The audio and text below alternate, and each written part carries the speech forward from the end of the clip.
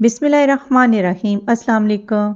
डार्स kitchen में इमली और खुबानी की खट्टी मीठी मज़ेदार चटनी की रेसिपी शेयर करूंगी।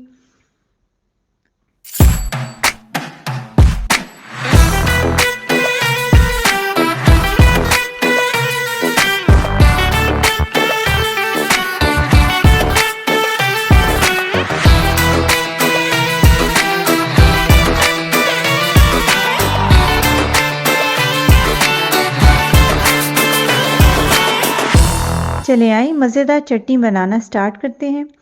उसके लिए 200 ग्राम खुश्क खुबानी का इस्तेमाल करेंगे और 200 ग्राम ही इमली ली है और 100 ग्राम किशमिश का इस्तेमाल करेंगे। किशमिश को अच्छी तरह साफ़ कर लिया है तो पानी डाल के इसको मज़ीद पानी से धो लेंगे। 2-3 दफ़ा इसको वॉश करेंगे और खुबानी को भी पानी डालने के बाद अच्छी तरह 2 से 3 दफ़ा वॉश कर लेंगे और इमली में भी पानी डालकर रख देंगे। इमली की गुठलियाँ निकाल देंगे, इसकी पल्प का इस्तेमाल करेंगे और जो खुबानी और जो किशमिश है उसको धो लिया है और उसको रख देंगे। सारी तीनों चीज़ों को 3 घंटे के लिए रख देंगे ताकि ये सॉफ्ट हो जाए। 100 ग्राम चीनी का इस्तेमाल करेंगे। खुबानी भी सॉफ्ट हो चुकी है और इमली जो है उसमें से गुठलियाँ निकाल देंगे, सिर्फ इसकी पल्प का इस्तेमाल करेंगे।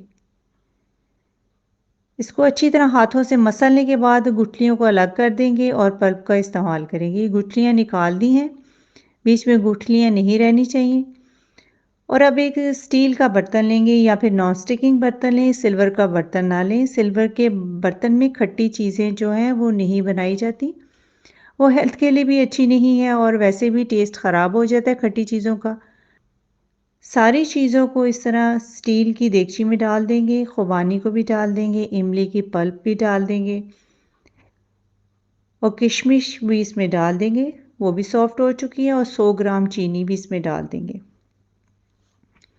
सारी चीज़ों को डालने के बाद स्टिक ब्लेंडर से ना इसको अच्छी तरह पेस्ट बना लेंगे। स्टिक ब्लेंडर से भी आप कर सकते हैं और या फिर ब्लेंडर में डाल के जग में भी डाल के आप इसकी पेस्ट बना सकते हैं। 3 गिलास इसमें पानी है। अगर आप थिक बनाना चाहते हैं, चटनी थोड़ी थिक बना सकते हैं, पतली बनाना चाहते हैं तो पानी आप 4 गिलास भी डाल सकते हैं। जिस तरह की आप चटनी पसंद करते हैं उस तरह की आप इसको बना सकते हैं। गाढ़ी भी बना सकते हैं, पतली भी बना सकते हैं।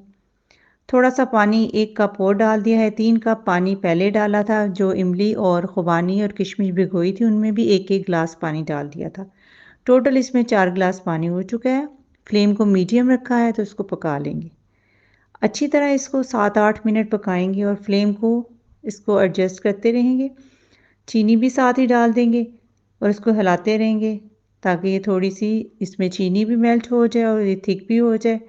इस तरह आप चटनी को लगातार हिलाते रहें ताकि ये नीचे ना लगे। स्टील के बर्तन में अक्सर खाने और इस किस्म की चीज़ें नीचे लग जाती हैं तो एहतियात करनी चाहिए।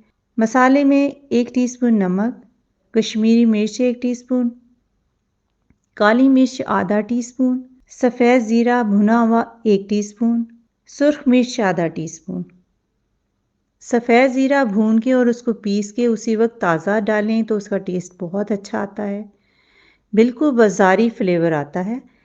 तो कोशिश करें कि उसी वक्त आप किसी पैन में ज़ीरे को भून लें और उसको कूट के फिर डालें। अच्छी तरह मिक्स कर लेंगे। सारी चीज़ों को मिक्स करने के बाद इसको पकाते रहेंगे और चम्मच भी चलाते रहेंगे।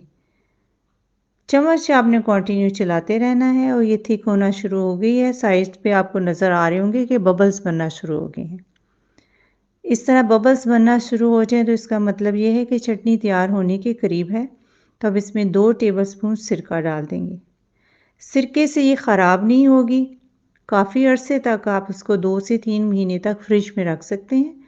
तो जब दिल चाहे निकालें और इसका इस्तेमाल कर सकते हैं। बहुत ही मज़े की चटनी तैयार हो जाती है इस तरीके से। खट्टी भी होती है, मीठी भी और चटपटी सी करारी भी, क्योंकि इसमें हमने मिर्चें भी डाली हुई हैं और उससे बहुत ही मज़े का टेस्ट हो जाता है। और ख़ास तौर पे जो भुना हुआ ज़ीरा डाला है तो ऐसे लगता है जैसे बिल्कुल दही भल्लों वाली चटनी जो बाज़ार में होती है, सेम वैसा ही टेस्ट होता है। आप इसको ईद के दिनों में भले बनाएं तो उस पर चटनी डाल कर इस्तेमाल करें। अभी से आप चटनी बना कर रख दें ताकि ईद पे आपको आसानी हो और दही फुल्कियों, दही भल्लों में आप इसका इस्तेमाल कर सकें। वैसे भी आप इसको खा सकते हैं कबाब के साथ भी, कटलेट्स के साथ भी, बहुत ही मज़े की लगती है। एक दफ़ा आप बनाएँगे तो आप इसको बहुत एन्जॉय करेंगे, आपका दिल चाहेगा कि हर वक़्त आप बना के इसको फ्रिज में रखें। जब दिल करेगा तो आप फ्रिज में से निकालें और मुख्तलिफ़ चीज़ों के साथ इसको एन्जॉय कर सकते हैं। बहुत आसानी हो जाती है और इसको ठंडा कर लिया है अच्छी तरह, ये ठंडी हो चुकी है और जार को भी मैंने अच्छी तरह स्टरलाइज़ कर लिया था। तो अब इसमें डाल देंगे, इसको गर्म पानी से धोने के बाद 1 दिन रख दिया था, खुश्क हो चुका था। तो अब इसमें चटनी डाल देंगे। जैसे कि आपको नज़र आ रही है कि बहुत अच्छी चटनी तैयार हुई है। मैंने टेस्ट भी की है, इसका जायका भी बहुत अच्छा है। खट्टी भी है, मीठी भी है और चटपटी भी है। आप इसको ज़रूर ट्राई करें और डार्स किचन को सब्सक्राइब, वीडियो को लाइक और फ्रेंड्स से शेयर करना मत भूलिएगा। मज़ेदार, चटपटी, खट्टी मीठी चटनी बनाएं और मुझे इसका फ़ीडबैक दें। अपना बहुत सारा ख़्याल रखें, अपनी दुआओं में याद रखें। अब इजाज़त दें। अल्लाह हाफ़िज़।